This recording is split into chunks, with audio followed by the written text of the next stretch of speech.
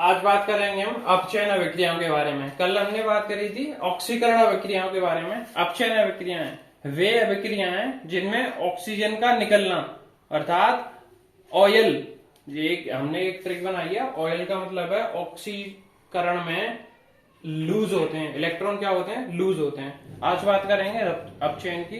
तो अपचयन में होता है रिग, रिडक्शन में क्या होता है, इलेक्ट्रॉन गेन होते हैं। तो वे अभिक्रियाएं जिनमें ऑक्सीजन का निकलना तथा हाइड्रोजन का जुड़ना होता है, वे अभिक्रियाएं अपचयन अभिक्रियाएं कहलाती हैं। वे अभिक्रियाएं कौन सी अभिक्रिया कहलाती हैं?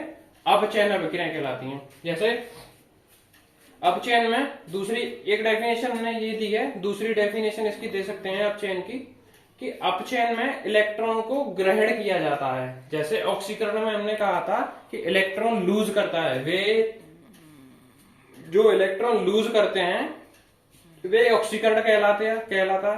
तथा वे जो इलेक्ट्रॉन को ग्रहण करते हैं, वे तत्व जो इलेक्ट्रॉन को ग्रहण करते हैं, ठीक है, जो गेन करते हैं इलेक्ट्रॉन को, तो वे तत्व क्या कहलाते हैं? अपचयन कहलाता है। ठीक है, जब ऑक्सीकरण और अपचयन दोनों अभिक्रियाएं मिल जाती हैं, यही अभिक्रियाओं को रेडॉक्स रिएक्शन कहते हैं, अपचोपचय अभिक्रियाएं कहते हैं। हम एग्जांपल से समझ सकते हैं नॉर्मली। जैसे 2MgO मैग्नीशियम ऑक्साइड दे रखा है हमारे पास। तो मैग्नीशियम ऑक्साइड में क्या है, देखो हमने क्या कहा है, ऑक्सीजन का निकलना तथा हाइड्रोजन का जुड़ना। तो यहां पर मैग्नीशियम का क्या हुआ है? अपचयन। मैग्नीशियम का क्या हुआ है? अपचयन। और 2Mg+O2 ऑक्सीजन मैग्नीशियम से अलग हो गया, अर्थात इसका मतलब है इसका मैग्नीशियम का अपचयन हुआ है। अगर इसी अभिक्रिया को रिवर्स कर दें हम, 2Mg+O2 तो 2MgO हो जाएगा। तो इसी अभिक्रिया को ऑक्सीडेशन रिएक्शन, ऑक्सीकरण अभिक्रिया कहते हैं। अगला एग्जांपल है 2HgO मर्क्यूरिक ऑक्साइड। जब मर्क्यूरिक ऑक्साइड में Hg मींस मरकरी, तो मरकरी का क्या हुआ है? अपचयन हुआ है यहां पर। अगला एग्जांपल है H2 hydrogen plus sulphur.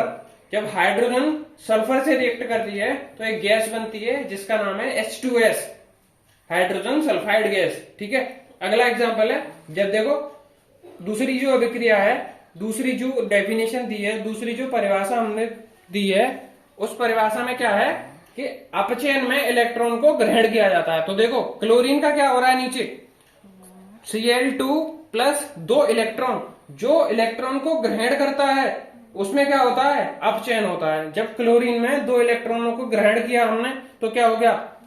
2 electron ग्रहण हो गए क्लोरीन में, और ये अभिक्रिया अपचयन अभिक्रिया कहलाती है। अगली जो रिएक्शन है उसकी बात करेंगे तो सल्फर डाइऑक्साइड SO2+2H2S, अर्थात 2 मॉलिक्यूल हैं हाइड्रोजन सल्फाइड गैस के। जब हमने इसकी रिएक्शन करवाई तो इसमें क्या हुआ है? सल्फर का क्या हुआ है? सल्फर का अपचयन हुआ है। जी भाई, सल्फर का क्या हुआ है?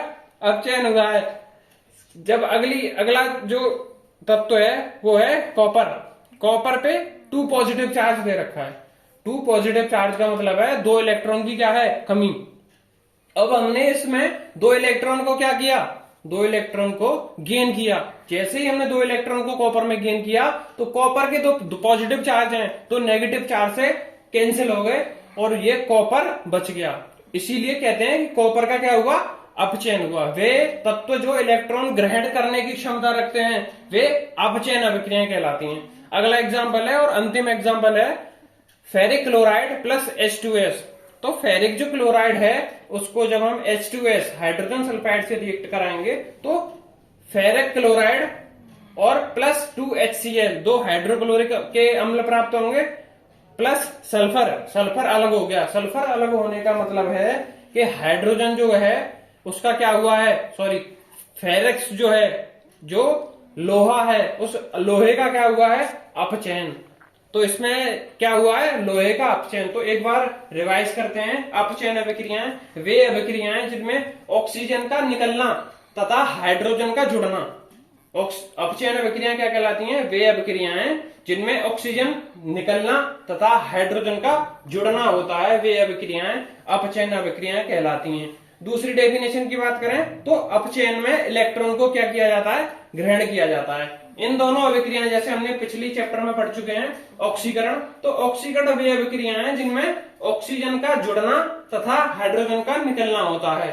अब दोनों अभिक्रियाओं को मिला दें, ऑक्सीकरण और अपचयन दोनों अभिक्रियाओं को मिला दें तो ये अभिक्रिया रेडॉक्स रिएक्शन कहलाती हैं, अपचोपचय अभिक्रिया कहलाती हैं। अब इसके बाद अगले जो चैप्टर में पढ़ेंगे हम उसका नाम है ऑक्सीडेशन नंबर, ऑक्सीकरण